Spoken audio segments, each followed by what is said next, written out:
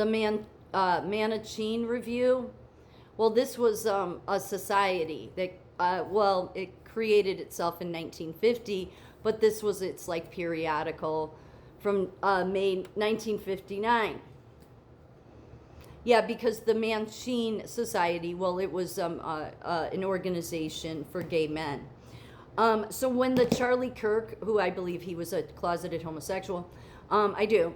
The right, that's what you have on the right, is they're in the closet. So here's what is important to understand, especially if you're a heterosexual woman, young woman.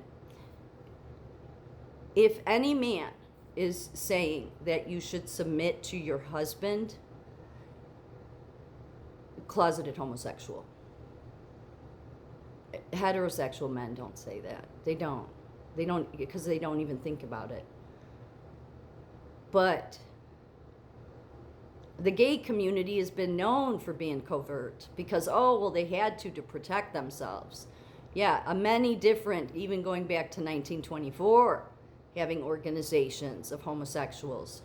So it's homosexual men that are in the closet that tell you to submit to your husband. Okay? Or it's people like Tammy Bruce, who's a lesbian, who thinks she's going to tell women what feminism looks like, who she herself was part of the second wave of feminism. Yes, for those that don't know, what Charlie Kirk didn't tell you is that the initial feminism movement had died after they got the rights to vote because of just because of different things. But I'll get to that in a minute. This Mattachine Review, this Mattachine Society, was created in 1950 by Harry Hay.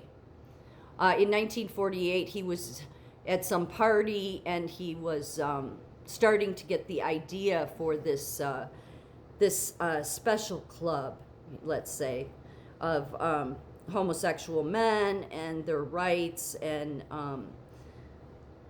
there was other ones before this. It's just this one had some legs to it. So it was founded in 1950. It was an early national gay rights organization in the U.S., preceded by several covert and open organizations such as Chicago's Society for Human Rights.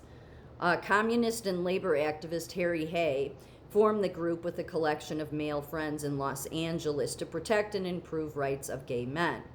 And then they had chapters formed, and so it's always the same thing. He conceived the idea in 1948 after signing a petition for Progressive Party presidential candidate Henry A. Wallace. After he got going with this Mattachine Society, he was afraid it would affect the Communist Party USA organization because he was an ardent member of it. So he went to them and said, you should expel me, because back then they didn't accept any homosexuals. They saw homosexual as a degeneracy caused by capitalism. So they did expel him, but they saw him as a lifelong friend because of so much he did for the Communist Party. So all of these organizations just really are tied to many times communism, all right? Because even once they fall, there's another one that gets created. There's usually more than one out there, okay? And so the people that would tell young women to submit to your husband aren't people that are following the Bible, because, again, they don't know God. They don't understand that being in the Bible by Paul will be used as a stumbling block. You'd have to know God to understand why that would never be right, no matter how much they want to wrap it around. Jesus showed that no women needed to be brought up to equal status. As long as you're submitting to men, you're not submitting to God, so you don't want to do that, okay? Now, even if they're in the church saying it, just realize, closeted homosexual. True men, a heterosexual men will not say it, guarantee it. So, but this group went on to, they had some traction. Again, I think at their height, they had 3,000 members. But he created it as like an international fraternal order. And so the founding members that started it constituted the so-called Fifth Order, and from the outset remained anonymous. But their primary goals of the society were 1, unify homosexuals isolated from their own kind. 2, educate homosexuals and heterosexuals toward an ethical homosexual culture, paralleling the cultures of Negro, Mexican, and Jewish people. 3, lead the more socially conscious homosexuals to provide leadership to the whole mass of society of social variance. 4, assist gays who are victimized daily as a result of oppression. So the thing to know about them is what came from them was this lesbian society called the Daughters of Bilitis. Okay, in January 1962, East Coast homophile organization was established with its formative members, including the Mattachine Society chapters in New York, Washington, D.C., the Janus Society, and the Daughters of Bilitis. Why is this important? Well, because when the second wave of feminism started, it started because of this woman and a book she wrote, okay? So the first wave of feminism, getting the right to vote, they got that, it died off on its own.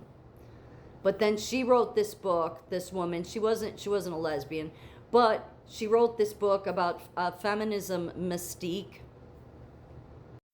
And it was just about that, women in the workplace should, get equal pay, all of that. That was the second wave of feminism. As soon as that got started, because she became the president of an organization called the National Organization of Women. And as soon as it started, the Daughters of Bilitis came in.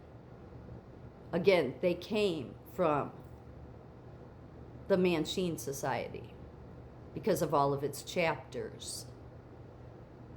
And so that author, Betty Friedan, she initially was like, wait, you're not here for the right reasons, because one of the women was saying, well, I identify as a man, and she dressed in a, male attire.